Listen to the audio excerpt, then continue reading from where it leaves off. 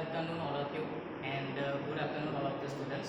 So आज हम जो सब्जेक्ट पढ़ने वाले हैं वो है पावर प्लांट इंजीनियरिंग और पावर प्लांट इंजीनियरिंग में जो हम टॉपिक पढ़ने वाले हैं वो है गैस टरबाइन साइकिल।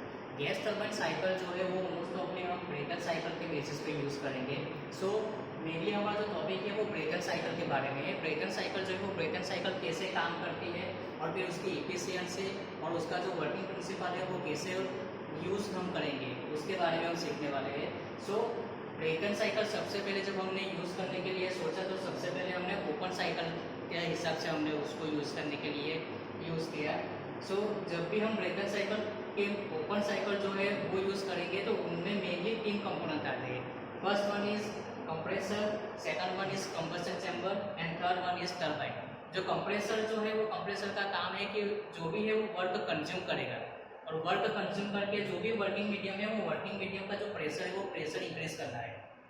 कंबशन जो चैम्बर है वो कंबशन चैम्बर हीट एडिशन के लिए हम यूज़ करेंगे और ये जो साइकिल है ये साइकिल में जब भी हम हीट एडिशन करेंगे तो वो कांस्टेंट प्रेशर पे होगी।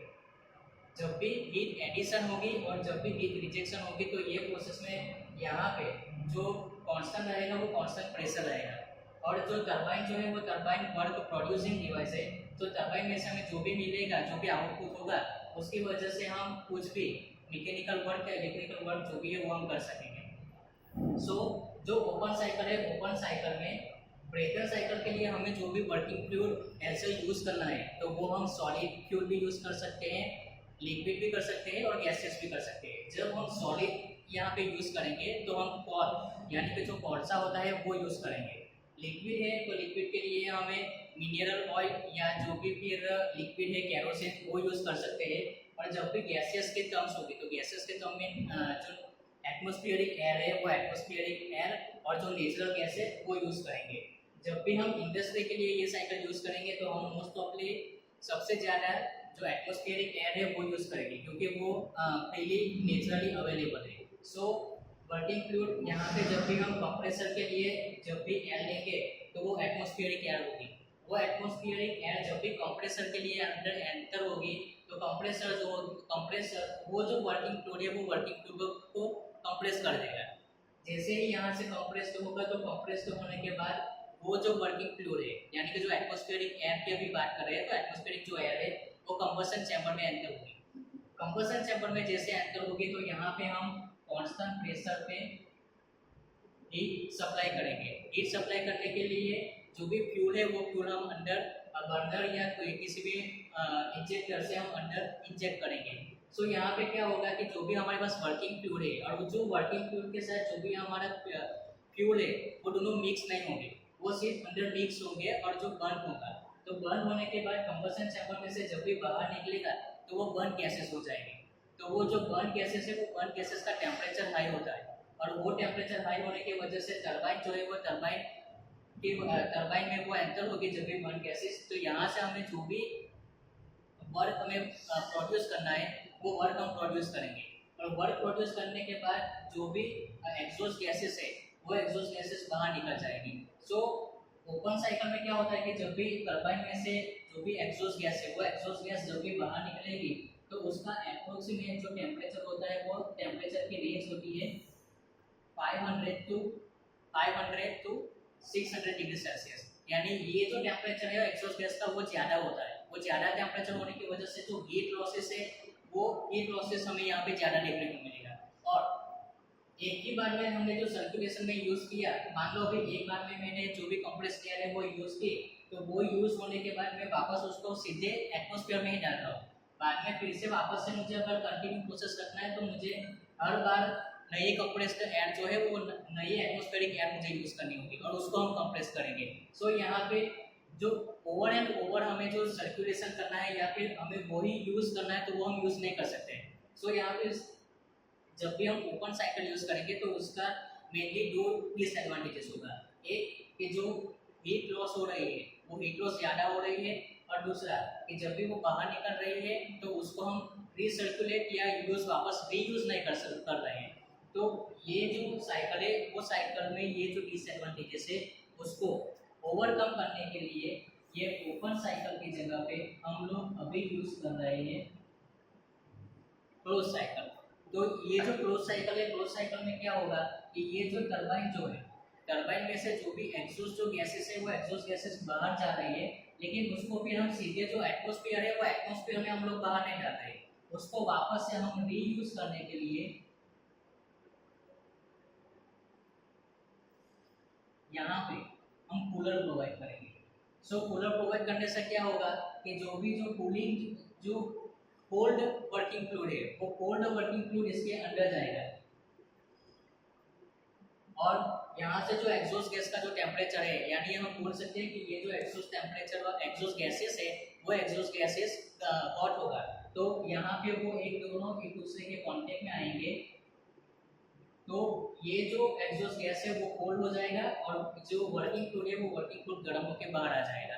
तो उस हिसाब से हमारी जो ये साइकिल है वो साइकिल हमारी कंप्लीट हो जाएगी। तो यहाँ पे जो दो ड्रॉबैक्स थे, यानी दो डिसएडवांटेजेस थे कि एक तो टेम्परेचर की वजह से हीट लॉस ज़्यादा हो रहा है, वो हीट लॉस यहाँ पे नहीं होगा क्योंकि वही वापस से वापस रिसर्कुलेट हुआ है, और दूसरा कि हमने यहाँ पे भी हमें यूज़ तो करना ही है नई प्रेस है, लेकिन यहाँ पे जैसे ओपन साइकिल में हम यूज़ कर रहे थे उसके कंपेयर में यहाँ पे हमें जो प्रेशर है वो कम यूज करनी होगी।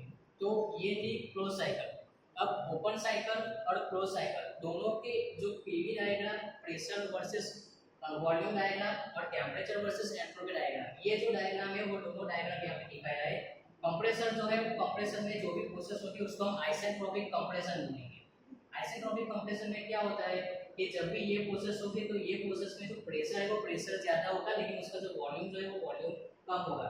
तो इस हिसाब से हमने यहाँ पे कंप्रेशन के लिए आइसेंट्रोपिक कंप्रेशन प्रोसेस लिखा है।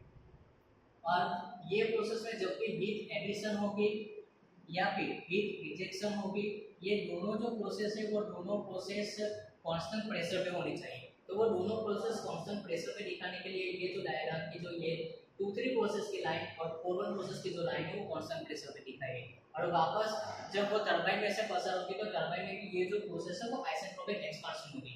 लेकिन टरबाइन जो है वो टरबाइन का मेन वर्किंग प्रिंसिपल क्या है कि जो वॉल्यूम जो है वो वॉल्यूम को इंक्रीज करता है और जो प्रेशर है वो प्रेशर इंक्रीज करता है। तो इस हिसाब से उसका जो पीवी डायग्राम में जो ये लाइन बनती है वो इंक्लाइन टाइप की लाइन होगी। सो 4 प्रोसेस है, 4 प्रोसेस में हम देखेंगे तो ये जो साइकिल जो है वो साइकिल क्लॉकवाइज घूम रही है।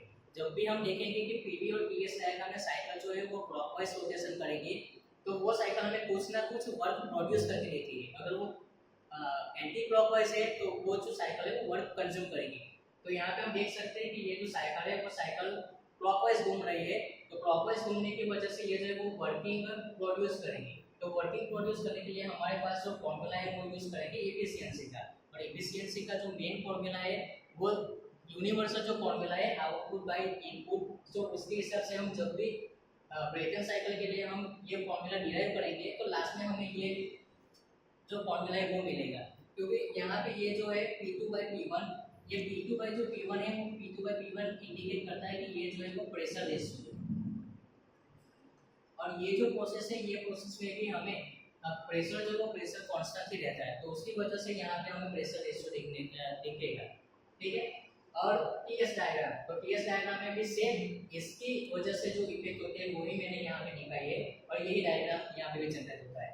जब भी हम पीवी डायग्राम और टीएस डायग्राम ब्रेटन साइकिल के लिए हम जब भी ड्रॉ करेंगे या फिर जब भी हम उसमें मेन जो पॉइंट ऑफ व्यू जो है जो हमें ध्यान रखना है वो ये बात याद रखनी है कि पीवी डायग्राम में ये जो 2-3 जो लाइन है वो कम होनी चाहिए, और वो कम होगी किससे, ये जो 4-1 की जो प्रोसेस है वो 4-1 की प्रोसेस है, यानी हम जब भी यहाँ पे ये प्रोसेस ड्रॉ करेंगे तो ये हमें ध्यान रखना है कि ये जो लाइन है ये लाइन कम होगी और ये जो लाइन है वो ज़्यादा होगी। अक्सर स्टूडेंट्स क्या करते हैं कि डायग्राम में ड्रॉ करना है तो डायग्राम में वो ये बात ध्यान ही नहीं रखते और ये जो है वो दोनों सेम रख देते हैं, तो ऐसा नहीं होना चाहिए ऐसा। तो ये जो है ये गलत है।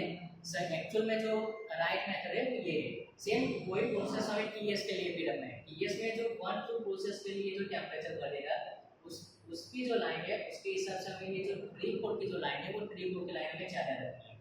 तो यहाँ पे भी स्टूडेंट्स जो है वो कॉमन मिस्टेक्स यही करते हैं कि दोनों की जो लाइन है वो एक जैसे ही रखते हैं।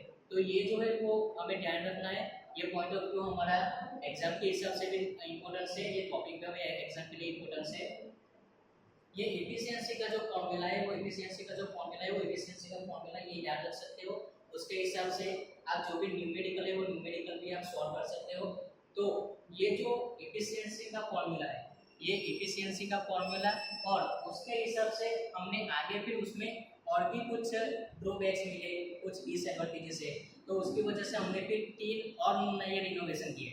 जैसे कि फर्स्ट वन है intercooling, second one regeneration and third one is reheating. So अब जब भी हम नेक्स्ट लेक्चर देखेंगे तो वो नेक्स्ट लेक्चर में ये जो इफिशियंसी है वो इफिशियंसी का जो डेरिवेशन है वो डेरिवेशन देखेंगे, और ये इंटरकूलिंग, रीजनरेशन और जो रीहीटिंग है वो तीनों के तीनों इस कॉन्सेप्ट के बेसिस पे हम कैसे अप्लाई करेंगे तो वो देखेंगे। Okay, so thank you so much for viewing.